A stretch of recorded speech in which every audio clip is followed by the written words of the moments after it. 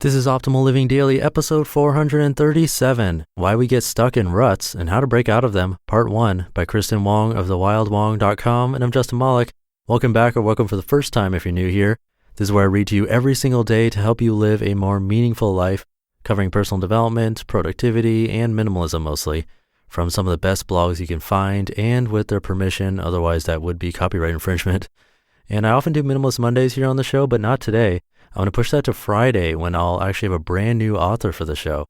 And thank you so much to FreshBooks for helping out and keeping this podcast running. If you're a small business owner or freelancer, you got to try out FreshBooks. Their invoicing, time tracking, expense tracking, all of that. FreshBooks makes it really easy to do all of those things.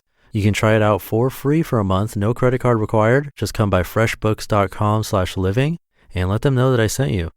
But for now, let's get right to the post and start optimizing your life.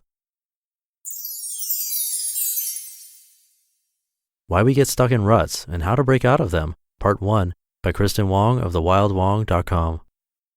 I'm sitting here, hands hovered over the keyboard, using every ounce of my willpower to squeeze out words. Just a few measly words. Why is this so hard? All I want to do is take a cruise with an unlimited supply of Bloody Marys. Or a nap. A nap is good too. And cheaper. The point is, this is so much harder than it should be. You've probably been here, right? After all, you're human. Well, I'm human too. And as humans, our brains are wired in weird ways.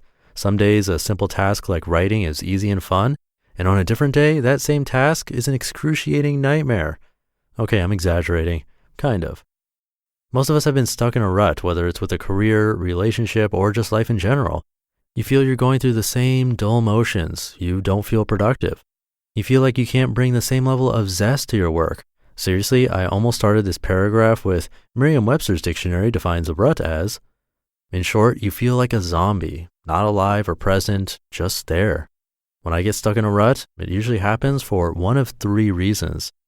Rut number 1, information overload.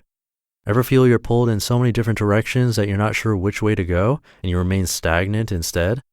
When I listen to my own voice, I have a very clear idea of what it is I want to do. Then I see what everyone else is working on, and I want to do that instead. For example, I will listen to a podcast that suggests starting a podcast to build your brand. Cool, I want to do that. See someone post their new business idea on Instagram. Oh yeah, I should start a business too. Visit another blogger's website and see how cool their design is. I need to update my design. I get clear about my path and come up with a solid system for getting there, but then I overload myself with new ideas, advice, and goals. I get distracted and it all comes down to a screeching halt. Instead of moving forward with what matters, I become overloaded with too much information. Branding specialist Elizabeth McKenzie discussed this habit over at the Huffington Post, and the way she put it completely resonated with me. Quote, all these voices are too much. They drown out our own voice, that quiet innate whisper from within. The more we listen to others' voices, the less we know the sound and feeling of our own voice. And it's when you can't hear your own voice that you become paralyzed, stuck in your rut, confused and lost, and turning to other voices to guide you through life, unquote. Paralyzed is a good way to put it, as in analysis paralysis. You feel lost and unsure. So instead of moving forward, you analyze your goal all over again and do nothing. Worse, you start asking yourself, what's the point? Because you've analyzed things to death. Rut number 2, burnout. Sometimes stuff just gets old. As an example, I've been working on the same book for 2 years now. I've written every excruciating chapter and edited it. I've worked with agents who have asked me to rewrite it again. I've talked to agents who have outrightly rejected it. And now I'm editing it again. I started off strong, but at this point, I'll admit it, I'm burnt out. I mean, I'm talking charred. If you touched me, you'd get ashes. When you've been working on the same thing for that long, burnout is only natural. It happens, but the effects are much worse when you overwork yourself and refuse to take breaks. As my good friend Dara says, self-care isn't a reward, it's part of the process. Sometimes the most productive thing you can do is take a break and do nothing at all. Breaks give you the stamina to keep going. Maybe I would have finished this book sooner if I didn't try so hard to work through the burnout. Rut number 3, path uncertainty. In the past few years, there's been a push to focus on the process over the goal. In other words, you want to make a goal, but to ensure you carry out that goal, you need the perfect system in place so you'll actually stick with it. This is very useful advice, up to a point. Speaking from experience, at some point, the process can turn you into an automation. When your heart isn't in it and you default to your system, the risk is mediocre output. For example, a book chapter is so poorly written they have to rewrite it months later, or a presentation that looks like a third grader put it together. In other words, you do just enough to get by, only enough to check the item off your to-do list so you feel productive. Feeling productive and actually producing something that matters are two different things. It's extra easy to feel this way, bored and aimless, when you work for someone else because they set up the system for you and it's your job to follow it. If your employer never reminds you why your tasks matter, you get bored. According to Monster.com, social scientists call this anime. Quote, that feeling of not really knowing where you are, what your larger vision is, and what the whole point is. That sense of anime is what underlies sometimes feeling bored in your job. It's not that you are bored, it's that the circumstances are boring. Any rational person would be bored, unquote.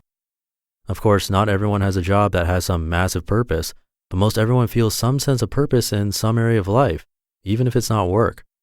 When you forget that purpose and your path becomes uncertain, you're susceptible to a rut. How I get out of a rut.